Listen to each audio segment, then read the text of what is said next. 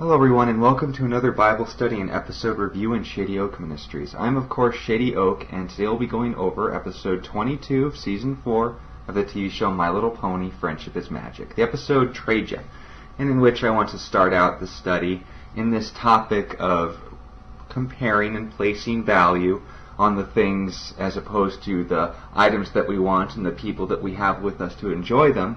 Could you turn to the book of Matthew chapter 6 and verse 21, where Jesus is famously reported as saying, "For where your treasure is, there your heart will be also." Meaning what you see as your ultimate goal in life, what your objective and final end result, your exceedingly great reward is, that's to whom or what your heart belongs to. And in which we are going to be revisiting the topic of love or lust.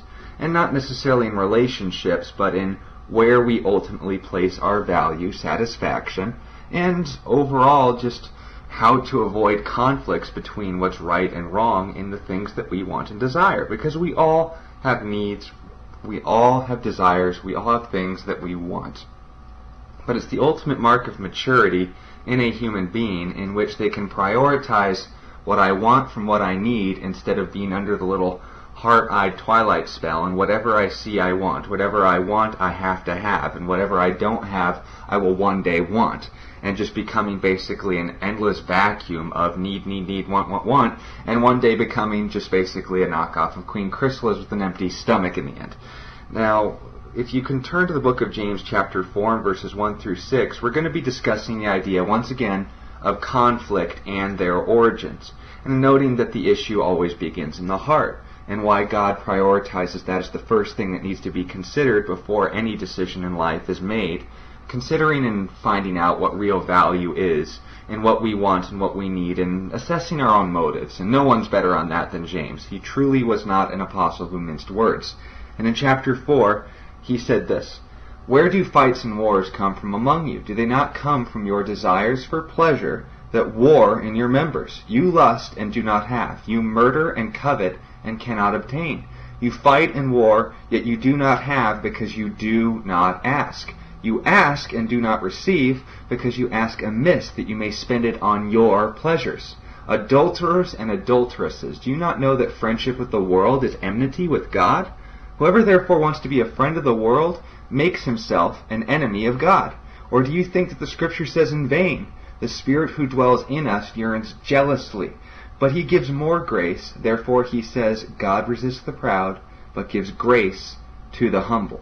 Now, with this in mind, we get introduced to the main series of conflicts that come up between Twilight and Pinkie Pie, between Applejack and Rarity, and with the first topic I want to discuss, in overarching theme and summary of all of their problems and obstacles summed up into one event, Fluttershy and Rainbow Dash. Again, the issue between what's more important to you. What is our ultimate goal? Is it pleasure or is it purpose? Is it peace or is it being right? Is it me having what I want or getting the best possible thing for everyone involved? Because two ponies were involved in each one of these scenarios, in which case we would know that Pinkie Pie and the conflict between her and Twilight was exchanging off her books for the value that she could best sell them off for. Whereas between Applejack and Rarity, the issue was a conflict as to whose priorities were more important. But, of course, going back down to the main focus of the entire episode, and the cameo of the handicapped kid who won the sweepstakes by the Hub Studios when they were still showing My Little Pony, my heart goes out to him. They ultimately needed to trade an Orthros for the first edition Daring Do book that Rainbow Dash wanted so badly, and Fluttershy, having the sacrificial personality, wanting to help her friend out. But with the Orthros actually ending up being the ultimate goal and exchanging the glass chalice for the antique chicken, for the lamp, for the Orthros, for so on and so forth, it's really significant and definitely not what I would call an accident as why they chose a double-headed doggy as the topic of today's episode, no more than a phoenix was used in the Bird in the Hoof episode as a symbol and title for resurrection and demonstrating God's great love, which is what Philomena's name means, of great and powerful love. and phileo, meaning friendship, so double irony there. And in noting that it all comes down to this, in the book of Philippians chapter 3 and verse 19, Paul was commenting on people who only focus inwardly on their desires, and in summarizing the whole issue of all of their conflicts, he said this: whose end is destruction, whose God is their belly, whose glory is in their shame, who set their mind on earthly things. The same kind of people who were making the priority in pleasure and not in ultimately what was best for them. We see people at conflict with themselves, literally in what I want and what I need, what is important and what is wanted, what I prioritize and what my heart knows is true. And in noting also that the heart is deceitful above all things and desperately wicked, who can know it, Jeremiah says. But we would just recognize that this is a very confusing time in juggling between our emotions. And if our desires make our decisions, if our feelings are the ultimate authority in our hearts and minds and lives, you're constantly going to be setting yourself up for civil war. And that kind of war is the war that no one wins. Because regardless of which side ends up bearing up the victory, civil war means your country took the losses. Now, this is getting into a bit of the mythology that was brought into this, because the Orthros, you would recognize, is a type of creature that may have some resemblance to Cerberus, the three-headed dog. And in noting that the Greek culture surrounded itself around these mythological stories, there is no real Cerberus, there were no Orthroses, but there was a message to be had in all of these stories. And in noting that they have at least a hint of the truth, they were noting on the priority of the physical as, well, the priority that we make of the physical as opposed to the spiritual. Because Cerberus was, for all intents and purposes, a very dangerous and dominant guard dog. But the only reason why such a mighty beast wasn't a threat, not only to others but himself, was because if two of the heads would start fighting each other, their wills began to dominate, there would always be a mediator, a voice of reason, between the two.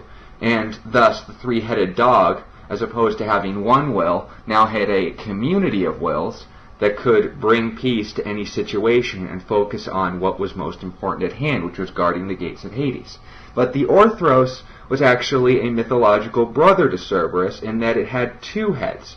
And the Orthros is meant to represent that the difference between the two was that Cerberus gave voice to a third opinion, but the Orthros, the end of its story ends up it tearing itself apart because every single time one of the heads would want to go its own way, the other one would argue with it. And in noting that these two different heads, all sharing the same body, were pulling it in different directions, eventually they just turned on one another, ripped itself apart, and both ended up dying in the process. And this was an illustration of noting that conflicting desires will ultimately lead us to ripping ourselves to pieces and never coming up with the right decision, even if one of the heads was trying to do the right one. And it was beautifully compared to an analogy where an Alaskan sled herder had two dominant dogs, a white one and a black one. You can see where this is going, in saying that they were always dominating for dominance of the pack. They were always arguing with each other as to who was going to lead the sleigh. And the missionary who was talking to the Alaskan sled owner said, well, which one wins? And the sled owner kind of laughed and said, I suppose the one I feed the most. And I think there's merit to that. Because you would note that whether you're dealing with an Orthros, whether you're dealing with two conflicting dogs, or you're just dealing with the desires of your heart, Paul wasn't kidding when he said, consider and remember that the lusts of your flesh and desires which war within you and your members, it was Peter who actually said this, are not to be underestimated. That Paul himself said in Galatians 5, verse 16 through 18, in precursor to the fruits of the Spirit, he emphasized us in saying, listen to the white dog. I say then, walk in the Spirit, and you shall not fulfill the lust of the flesh. For the flesh lusts against the Spirit, and the Spirit against the flesh. And these are contrary to one another, meaning opposites. They're both going different directions, so that you do not do the things that you wish. But if you are led by the Spirit, you are not under the law. And he goes on to explain that those and the deeds of the flesh that the law point out are self-evident. The things that we want are not good things. But the things that God wants for us are the things that we would like but don't know for ourselves because we've never experienced how valuable they are. And the funny thing is, you never miss those things until you figure out that they're gone.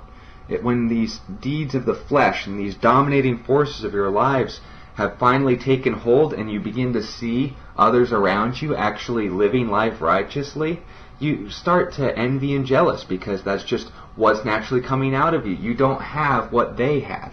But people who walk in the Spirit are always satisfied because they have that hope and trust of knowing that they are taken care of. They walk not only in love, but knowing they are loved. And that is the ultimate fruit of the Spirit and the result of walking after a life with God, because here is how we see it demonstrated in this episode, is that when it came down to it, if Rainbow Dash wanted to get the thing that she wanted, at the sacrifice of her friend, she had to come to a decision, and Twilight was the one who established that law. But the same thing was true in that the comparison and arguments that were going between Applejack and Rarity as to whose priority was worth more. We have to give up everything to get one, but in the end, it's going to come down to who's the better friend. Well, my ideas are better. Well, I'm the better friend, so I think you should have it. And then that conflict even resulting out of wanting to sacrifice the other person. It's all about having the pleasure. It's all about having the ultimate satisfaction of knowing either I was right or that my desires are best. But that's not walking in the Spirit, that's walking in the flesh, because if it's ultimately to make you feel better, if you go to church to make yourself feel better, if you listen to these studies to make yourself feel better, but don't recognize that you aren't actually pursuing a relationship with God, you're trying to pursue some self-imposed religion and actually making yourself feel like you're doing something to improve on your character and morality, you're still feeding the flesh.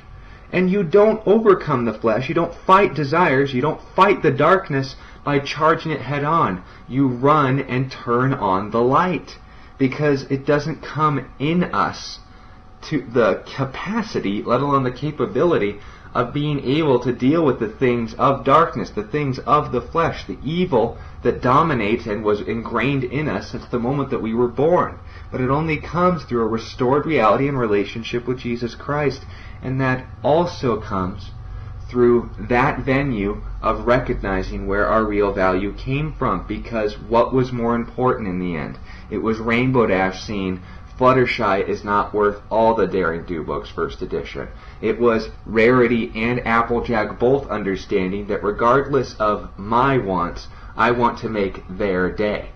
And that through that self-sacrificial love, what did Twilight learn with Pinkie Pie? The more that she lifted up her wants and lifted up her needs, lifted up her desires, and overvalued and overestimated herself, who determined that value? It wasn't all the stuff that it had given to Twilight and that it could give and give and give to the one who would obtain those books, but it was ultimately Twilight coming to the conclusion that it's not these books that I was getting rid of, it was the memories of those that I love, and it was the experiences and all the fond moments of everything that we had been through together that I look at these books and remember, because I care about you more than these books. That's why I was here to get rid of them, but now I realize by keeping them, I keep you, because your priority in my life, your presence in my heart, your relationships, and our ability to love one another is far more important than anything else that we could have. Where does our value come from? It's not that we loved God, 1 John chapter 4 says, but that He loved us and gave His Son up for us. That God Himself, who had everything, gave up everything so that He could have you by first blessing you and then giving you the option of what to do with it. Because even then, He's not doing it for Him. He's doing it to bless you, but it certainly blesses Him in the process as something much better than pleasure, and that's just the opportunity to love. Thank you for your time and listening to this study. I hope it's been a blessing to you, and if you've gotten a lot out of it, I greatly encourage you, if you'd like to know more, leave them in the comments below. If you'd like to encourage the ministry and say thank you, leave a like and subscribe. It's a great encouragement. But most importantly, the best thing that you could do with this knowledge that you've now obtained, and as well how to be a part of this ministry, is to share this study with anyone that you feel would be blessed by it. Thank you for your time listening to this study, and God bless you.